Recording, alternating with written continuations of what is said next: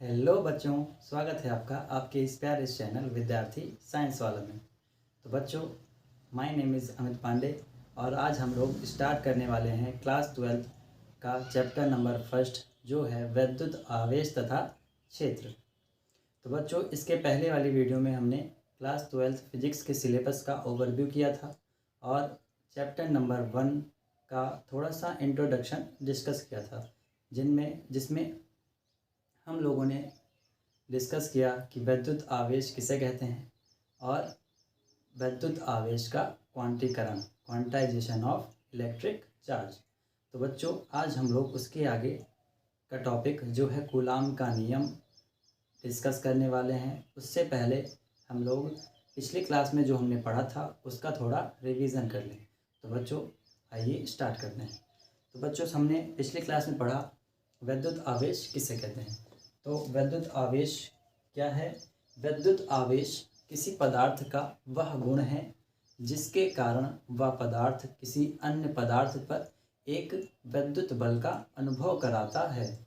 जैसे हमने एक एग्जाम्पल भी डिस्कस किया था कि बचपन में हम लोग एक स्केल को अपने बालों में रगड़ते हैं और पेज के छोटे छोटे टुकड़ों के पास ले जाते हैं, तो वो पेज के टुकड़े उस स्केल से आकर्षित हो जाते हैं, उस स्केल पर आकर चिपक जाते हैं। ये किस कारण है? ये इलेक्ट्रिक चार्ज या विद्युत आवेश के कारण ही होता है। और एक एग्जांपल हमने और लिया था कि अगर हम बैलून को किसी रेशम के कपड़े पर रगड़ें और उसको किसी पॉजिटिवली चार्ज दीवार के पास ले जाएं, तो वह दीवार उस बैलून को आकर्षित कर लेती है, जिसके कारण बैलून दीवार से चिपक जाता है। तो ये बच्चों आवेश के ही एग्जाम्पल हैं, विद्युत आवेश के ही एग्जाम्पल हैं। और हमने डिस्कस किया था कि आवेश के प्रकार, आवेश कितने प्रकार के होते हैं। तो बच्चों, आवेश दो प्रकार के होते हैं। पहला धनावेश, पहला है धनावेश पॉजिटिव चार्ज, और दूसरा है बच्चों ऋणावेश। क्या है? ऋणावेश निगेटिव चार्ज। और हमने इसके थोड़ा कैरेक्टरिस्टिक्स के बारे में चर्चा की थी, जैसे कि सिलाइकली चार्ज एक दूसरे को रिपेल करते हैं, है ना, प्रतिकर्षित करते हैं, एक दूसरे से दूर जाते हैं। और अनलाइकली चार्ज एक दूसरे को अट्रैक्ट करते हैं। क्या करते हैं बच्चों? अट्रैक्ट, आकर्षित करते हैं एक दूसरे को, है ना।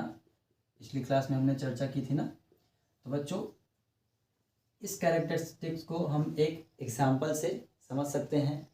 जैसे कि ये पॉजिटिव, मान लीजिए कि ये है क्लास का पढ़ाकू बच्चा, ये क्लास का पढ़ाकू बच्चा है, और ये नेगेटिव वाला क्लास का सबसे कमज़ोर बच्चा है, जो पढ़ने में एकदम कमज़ोर है ना।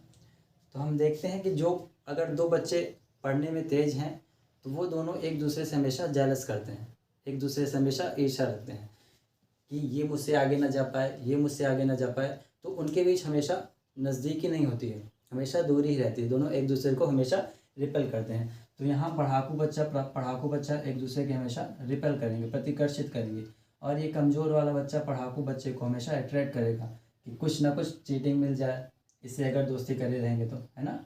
तो इससे हम समझ सकते हैं कि पॉजिटिव जो सेम चार्ज होते हैं एक दूसरे को रिपेल करते हैं, और जो अनलाइकली चार्ज होते हैं, अलग चार्ज होते हैं, तो वो एक दूसरे को अट्रैक्ट करते हैं, एक दूसरे को अपनी ओर आकर्षित करते हैं, है ना बच्चों। तो इसके बारे में हमने पिछली क्लास में चर्चा की थी। और एक टॉपिक और हमने जाना था जिसका नाम है आवेश का क्वांटीकरण। आवेश का क्वांटीकरण, है ना, आवेश का क्वांटीकरण, क्वांटाइजेशन ऑफ चार्ज। इसके बारे में भी हमने लास्ट क्लास में चर्चा की थी। तो आवेश का क्वांटीकरण क्या है बच्चों? कि हमने पढ़ा था कि किसी भी आवेशित वस्तु पर एक न्यूनतम आवेश से कम आवेश नहीं पाया जाता, जिसको हमने ई से प्रदर्शित किया था। और हमने ई का मान भी जाना था कि ई का मान क्या होता है। ई का मान एक कांस्टेंट है जिसका मान होता है ई बराबर 1.6 × 10⁻³ -19। ये क्या है बच्चों? प्रोटॉन पर आवेश, एक प्रोटॉन पर आवेश है। इलेक्ट्रॉन पर आवेश क्या होता है? इसी पर माइनस लग जाता है बस, है ना। तो ये क्या है बच्चों? प्रोटॉन पर आवेश। तो आवेश का क्वांटीकरण क्या पढ़ा था हमने कि ई एक इतना न्यूनतम आवेश है कि किसी भी आवेशित वस्तु पर इससे कम आवेश नहीं पाया जा सकता, है ना। इससे कम आवेश नहीं पाया जा सकता। तो आवेश का क्वांटीकरण क्या है कि किसी भी आवेशित वस्तु पर आवेश हमेशा ई के पूर्ण गुणज के रूप में पाया जाता है। ई का पूर्ण गुणज क्या है कि 1 ई के रूप में पाया जाए, 2 ई के रूप में पाया जाए, 3 ई के रूप में पाया जाए, dot dot dot N E के रूप में पाया जाए। जहाँ n क्या है? n बराबर है एक पूर्ण संख्या 1 2 3 डॉट डॉट डॉट n तक, है ना। ये हमने पिछली क्लास में डिस्कस किया था। हमेशा आवेश एक ई के पूर्ण गुणज के रूप में पाया जाता है। ऐसा नहीं होगा कि आवेश 0.1 ई हो, 0.2 ई हो, डेसिमल में नहीं होगा, या फिर फ्रैक्शन में, भाग में नहीं होगा, है ना, भिन्न में नहीं होगा। तो ये आवेश इस रूप में कभी किसी भी आवेशित वस्तु पर नहीं पाए जाते। आवेश हमेशा किसी भी आवेशित वस्तु पर कैसे पाए जाएंगे? ई के पूर्ण गुणज के रूप में, या तो वो 1 ई होगा, 2 ई होगा, 3 ई होगा, या फिर n ई होगा। तो इसकी सहायता से बच्चों हमें एक फॉर्मूला प्राप्त हुआ था, जिसका जो फॉर्मूला है Q बराबर एन ई, Q बराबर एन ई। इस पर हमने कुछ न्यूमेरिकल सॉल्व किए थे। जैसे कि हमने सॉल्व किया था, जैसे कि हमने 2-3 न्यूमेरिकल सॉल्व किए थे। एक न्यूमेरिकल है कि एक न्यूमेरिकल क्या था बच्चों कि एक कूलाम आवेश में कितने इलेक्ट्रॉन होते हैं? एक कूलाम आवेश में कितने इलेक्ट्रॉन होते हैं? कितने इलेक्ट्रॉन होते हैं? तो बच्चों न्यूमेरिकल फिजिक्स में न्यूमेरिकल सॉल्व करने की सबसे आसान तरीका ये है कि हमें सबसे पहले ध्यान देना है क्वेश्चन में हमें दिया क्या क्या गया है। तो इस क्वेश्चन में हमें क्या दिया गया है? आवेश का मान दिया है। आवेश का मान मतलब Q दिया है ना। Q बराबर कितना दिया है? वो भी 1 कूलाम। हमने आवेश का मात्रक पिछले क्लास में पढ़ा था कि क्या होता है? कूलाम होता है। एक और मात्रक हमने पढ़ा था कि एम्पियर सेकेंड, है ना। Q बराबर क्या होता है? Q बराबर हमने 9th क्लास में पढ़ा है, Q बराबर IT। I का मात्रक यूनिट होता है एम्पियर, है ना, और T का मात्रक होता है सेकेंड। तो यहाँ से हमें कूलाम आवेश का एक और मात्रक प्राप्त हुआ था जो है एम्पियर सेकेंड। वैसे आवेश का मात्रक क्या होता है? कूलाम। तो यहाँ इस क्वेश्चन में हमें आवेश का मान दिया है कितना? 1 कूलाम। तो Q बराबर हमें क्या दिया बच्चों? 1 कूलाम। और हमसे पूछा गया है कितने इलेक्ट्रॉन होते हैं, मतलब इलेक्ट्रॉनों की संख्या ज्ञात करनी है हमें, मतलब n का मान ज्ञात करना है ना। n का मान ज्ञात करना है। और E का मान हमें पता है कांस्टेंट होता है। क्या होता है बच्चों? 1.6 इंटू 10⁻⁹ कूलाम, है ना। अब हमें तीनों चीज़ पता है, तीनों वैल्यू हमें पता, एक वैल्यू ज्ञात करनी है, 2 वैल्यू हमें पता है। तो हम अब इसमें फॉर्मूला अप्लाई कर सकते हैं जो कि है Q बराबर एन ई। आवेश के क्वांटीकरण का फॉर्मूला क्या है बच्चों? Q बराबर एन ई। तो Q बराबर एन ई, हमें n का मान ज्ञात करना है। तो यहाँ से फॉर्मूले से हम एक फॉर्मूला बना सकते हैं कि n बराबर Q अपॉन ई, n बराबर Q अपॉन ई। अब बच्चों इसमें जो जो हमें वैल्यू दी गई है उसको पुट करते हैं और देखते हैं क्या आता है। तो n बराबर क्या होगा? Q का मान है 1 कूलाम, तो 1 रख दिया गया Q की जगह पे। और E का मान क्या है बच्चों? 1.6 इंटू 10⁻⁹ कूलाम, है ना। तो यहाँ कूलाम से कूलाम कैंसिल, इलेक्ट्रॉनों की संख्या का कोई यूनिट नहीं होता है, इसलिए कूलाम से कूलाम कैंसिल। अब देखो बच्चों, ये अगर 10 की पावर नीचे निगेटिव में है उसको ऊपर ले जाएंगे न्यूमरेटर में, तो उसकी पावर क्या हो जाएगी? पॉजिटिव हो जाती है, हमने पढ़ा है। तो यहाँ क्या हो जाएगा? 1/1.6 इंटू 10 की पावर, यहाँ निगेटिव है ऊपर जाएगी तो पॉजिटिव, मतलब 19 हो गई। अब हमें बच्चों केवल इसको डिवाइड करना है बस, एक पॉइंट हटाएंगे यहाँ से तो यहाँ एक ज़ीरो लग जाएगा, है ना। अब 10 को 16 से डिवाइड करना है, तो यहाँ हमने इसको डिवाइड करेंगे तो 0 पॉइंट लगाया तो यहाँ एक ज़ीरो और बढ़ गया, 100 हो गया। और 16 6 जा होता है 96, है ना। तो 6 बार जाएगा, 0.6 इंटू 10 की पावर 19 इलेक्ट्रॉन होंगे। लेकिन बच्चों यहाँ पॉइंट में आ रहा है n का मान, तो n का मान हमेशा पॉइंट में नहीं आना चाहिए। तो यहाँ से एक 10 को इसमें मल्टीप्लाई करवाएंगे तो क्या हो जाएगा, 6 इंटू 10 की पावर, एक 10 इधर आ गया तो यहाँ कितनी पावर बची इसकी, 19 में से 1 गए 18। तो बच्चों n का मान कितना आया, 6.6 इंटू 10 की पावर 18। यही हमारा क्या होगा आंसर, है ना। तो हमें आवेश के क्वांटीकरण से क्या प्राप्त हुआ कि 1 कूलाम आवेश में 6 इंटू 10 की पावर 18 इलेक्ट्रॉन होते हैं। तो बच्चों ये हमने लास्ट क्लास में डिस्कस किया था। इस क्लास में हमें इसके आगे का टॉपिक डिस्कस करना है जो कि है कूलाम का नियम। तो आइए स्टार्ट करते हैं। इसको आप नोट करना चाहें तो नोट कर लीजिए।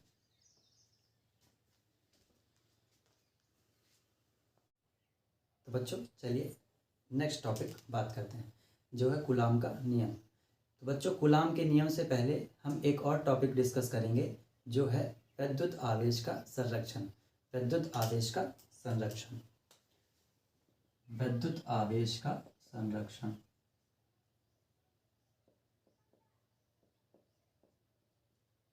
विद्युत आवेश का संरक्षण, इसको इंग्लिश में बच्चों कहते हैं conservation of electric charge. Conservation of electric charge, conservation of electric charge, है ना। बच्चों पिछली कक्षाओं में हमने पढ़ रखा है ऊर्जा संरक्षण का नियम, है ना। 11th क्लास में हमने पढ़ा है, 9th क्लास में भी हमने पढ़ा था। तो ऊर्जा संरक्षण का नियम क्या था कि ऊर्जा को ना ही उत्पन्न किया जा सकता है और ना ही नष्ट किया जा सकता है। ऊर्जा को केवल एक रूप से दूसरे रूप में परिवर्तित किया जा सकता है। जैसे स्थितिज ऊर्जा को हम गतिज ऊर्जा में परिवर्तित कर सकते हैं और गतिज ऊर्जा को हम लोग स्थितिज ऊर्जा में परिवर्तित कर सकते हैं। लेकिन हम लोग ऐसा नहीं कर सकते कि डायरेक्ट गतिज ऊर्जा किसी भी वस्तु में उत्पन्न कर दें, है ना। उसमें से पहले अगर गतिज ऊर्जा हम उत्पन्न कर रहे हैं तो इसका मतलब उसमें पहले से ही स्थितिज ऊर्जा पोटेंशियल एनर्जी विद्यमान थी। तो उसी पर आवेश के संरक्षण का नियम भी आधारित है। सेम वैसे ही है जैसे ऊर्जा संरक्षण का नियम था। तो आवेश संरक्षण का नियम क्या है कि आवेश को ना तो हम उत्पन्न कर सकते हैं और आवेश को ना ही हम उत्पन्न कर सकते हैं और आवेश को ना ही हम नष्ट कर सकते हैं, है ना। ऊर्जा संरक्षण का नियम भी यही था कि ऊर्जा को ना हम उत्पन्न कर सकते हैं और ऊर्जा को ना हम नष्ट कर सकते हैं। तो आवेश संरक्षण का नियम भी यही है कि आवेश को ना तो हम उत्पन्न कर सकते हैं और ना ही हम नष्ट कर सकते हैं। तो इसको बच्चों हम एक एग्जाम्पल से समझ सकते हैं कि एक बॉक्स है या एक वस्तु है जिसमें कुछ चार्ज, इलेक्ट्रिक चार्ज उपस्थित हैं। मान लीजिए +3 कूलाम, -4 कूलाम और -10 कूलाम, है ना। और हमें यहाँ दे दिया गया है एक बॉक्स है, उसमें कूलाम का परिमाण दिया है लेकिन उसका प्रकार नहीं दिया है कि हम यहाँ पर कौन सा कूलाम उपस्थित होगा, कौन सा आवेश उपस्थित होगा, धनावेश है कि ऋण आवेश है। एक आवेश का प्रकार दिया है कि -3 है लेकिन 2 आवेश का मान नहीं दिया गया है ना। तो आवेश संरक्षण के नियम से हम इन दोनों आवेश के प्रकार भी ज्ञात कर सकते हैं। कैसे, पहले यहाँ देखते हैं कि टोटल इस पर नेट आवेश कितना है, कुल आवेश कितना है। तो बच्चों +3 -4 -10 टोटल कितना हुआ, माइनस माइनस प्लस, 10 और 4 14, 14 माइनस में आएगा और 3 प्लस में है तो प्लस माइनस माइनस, तो 14 में से 3 गए -11, है ना।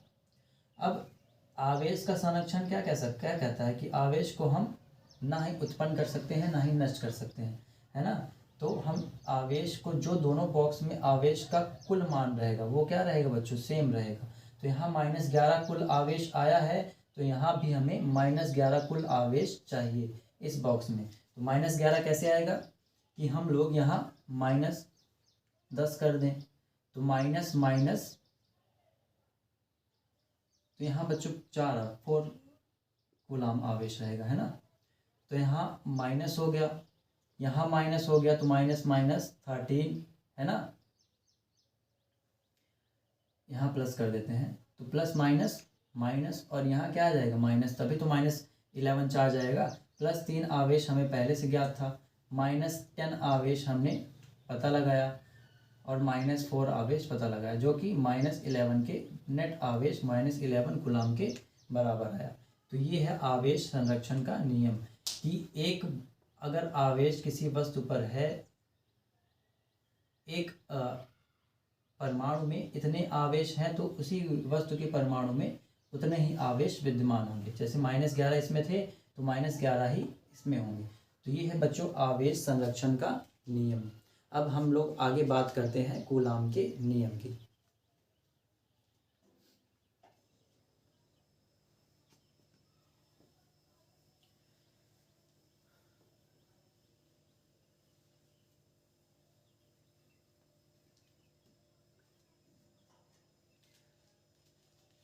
बच्चों अगला टॉपिक है कूलाम का नियम।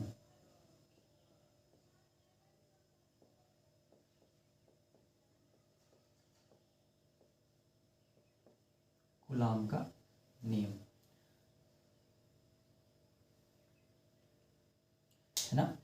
अगला टॉपिक क्या है, कूलाम का नियम। तो बच्चों कूलाम ने विद्युत आवेश से रिलेटेड एक नियम प्रतिपादित किया था। कूलाम एक वैज्ञानिक थे जिन्होंने इलेक्ट्रिक चार्ज का अध्ययन करते वक्त एक नियम प्रतिपादित किया था। उनके अनुसार उन्होंने क्या बताया था कि यदि कोई दो वस्तु हैं, अल्प दूरी पर रखी गई हैं, अल्प दूरी मतलब कुछ भी दूरी पर हैं, तो उनके बीच में एक विद्युत बल उत्पन्न होगा, है ना। एक विद्युत बल उत्पन्न होगा। वो बल आकर्षित बल भी हो सकता है, आकर्षण बल भी हो सकता है, और वो बल प्रतिकर्षण बल भी हो सकता है। तो कूलाम का नियम क्या है कि किन्हीं दो वस्तुओं या दो आवेशित वस्तुओं के मध्य अगर वो अल्प दूरी पर रखे गए हैं, तो उनके मध्य एक विद्युत बल कार्य करेगा। विद्युत बल दो प्रकार के होंगे, या तो वो आकर्षण बल हो सकता है, या तो वो प्रतिकर्षण बल हो सकता है। तो बच्चों हम कब कैसे जानेंगे कि कब आकर्षण होगा, कब प्रतिकर्षण। तो हमने अभी चर्चा की कि अगर लाइकली चार्ज रहेंगे तो उनके बीच रिपेल होगा, प्रतिकर्षण होगा, और यदि अनलाइकली चार्ज रहेंगे तो उनके बीच आकर्षण होगा। मतलब अगर पॉजिटिव रहेंगे तो उनके बीच प्रतिकर्षण होगा, और अगर नेगेटिव रहेंगे तो तभी उनके बीच प्रतिकर्षण होगा, और अगर पॉजिटिव नेगेटिव रहेंगे तो उनके बीच आकर्षण होगा। तो कूलाम ने बताया कि यदि दो आवेश, माना Q1 प्लस में Q1 है और यहाँ प्लस में Q2 है, दोनों एक दूसरे से r मीटर की दूरी पर स्थित हैं, है ना। r मीटर की दूरी पर स्थित हैं। एक +Q आवेश है, एक +Q1 आवेश है, और एक +Q2 आवेश है। तो दोनों के बीच एक विद्युत बल कार्य करेगा, है ना। और उस विद्युत बल की गणना कूलाम के नियम से हम कर सकते हैं। कूलाम के नियम से हमें एक फॉर्मूला प्राप्त हुआ जिससे हम उस विद्युत बल की गणना कर सकते हैं। अब बच्चों आप लोग बताइए कि यहाँ कौन सा बल लगेगा, कौन सा विद्युत बल लगेगा, आकर्षण विद्युत बल या प्रतिकर्षण विद्युत बल। तो आप लोग एक बार विचार कीजिए इस पर और बताइए कि कौन सा बल लगेगा। देखिए यहाँ पर क्या है, पॉजिटिव +Q1, और यहाँ पर क्या है +Q2। तो इन दोनों के बीच क्या कौन सा बल लगेगा, प्रतिकर्षण विद्युत बल। लाइकली चार्ज है ना, तो इन दोनों के बीच कौन सा विद्युत बल लगेगा, प्रतिकर्षण विद्युत बल। इसका मतलब ये इस साइड +Q2 आवेश Q1 पर इस साइड पर लगाएगा, इसको अपने से दूर भेजेगा, है ना।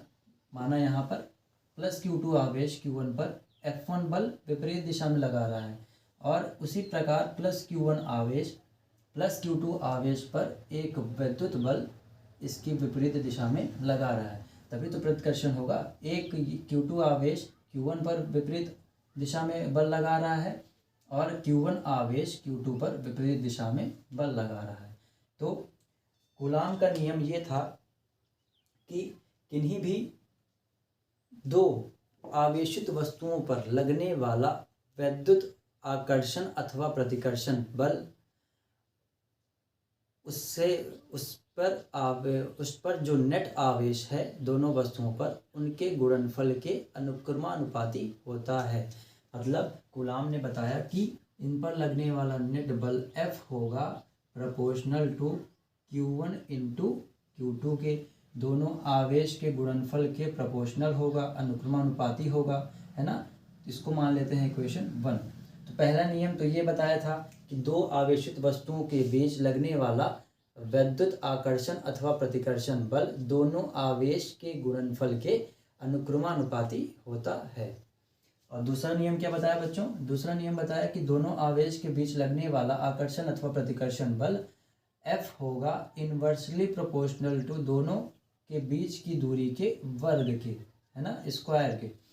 मतलब दोनों आवेशित वस्तुओं की बीच की दूरी के वर्ग के व्युत्क्रमानुपाती होता है ना।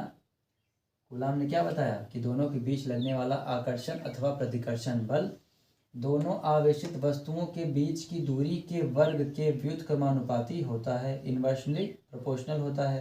तो इसको हम मान लेते हैं इक्वेशन नंबर 2। अगर दोनों इक्वेशन को हम साथ में लिखते हैं तो F प्रोपोर्शनल टू क्या होगा? Q1 Q2 upon R square, है ना। F proportional to Q1 Q2 upon R square, ये दोनों मल्टीप्लाई में है F के साथ में और ये डिवाइड में है, तो Q1 Q2 इसके मल्टीप्लाई में हो गए और R स्क्वायर डिवाइड में, तो F proportional to Q1 Q2 upon R square. अब बच्चों फिजिक्स का एक नियम है कि प्रोपोर्शनल का साइन हटाने पर हम एक कांस्टेंट लगाते हैं, है ना। तो यहाँ कौन सा कांस्टेंट लगा? F बराबर प्रोपोर्शनल का साइन हटाकर इक्वल का साइन लगेगा तो एक कांस्टेंट लगेगा। तो यहाँ बच्चों कौन सा कांस्टेंट लगा? K क्या है? माध्यम का परावैद्युतांक। यहाँ K क्या है? कांस्टेंट है जो कि माध्यम का परावैद्युतांक के माध्यम के ऊपर निर्भर करता है। तो F बराबर हो गया K Q1 Q2 upon R square, है ना।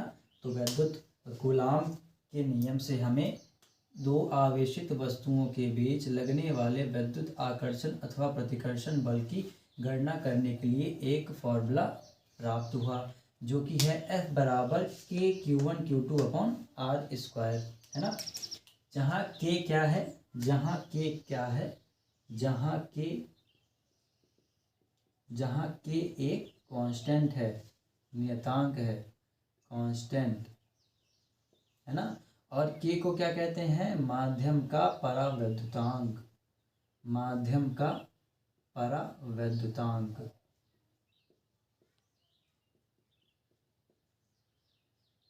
माध्यम का परावैद्युतांक।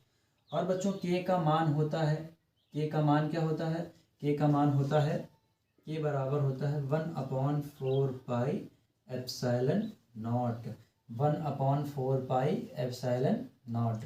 यहाँ बच्चों एप्सिलॉन नॉट इसका मान होता है 9 × 10⁹। K का मान क्या होता है? 1/4 पाई एप्सिलॉन नॉट और उसका मान होता है 9 × 10⁹। यहाँ बच्चों एप्सिलॉन नॉट क्या है? इसे कहते हैं एप्सिलॉन, और ये जो नीचे सर्कल है, गोला है, उसे क्या कहेंगे? नॉट कहते हैं। तो एप्सिलॉन नॉट, इसका मतलब क्या है बच्चों? इसका मतलब है कि निर्वात में विद्युतशीलता, निर्वात की विद्युतशीलता।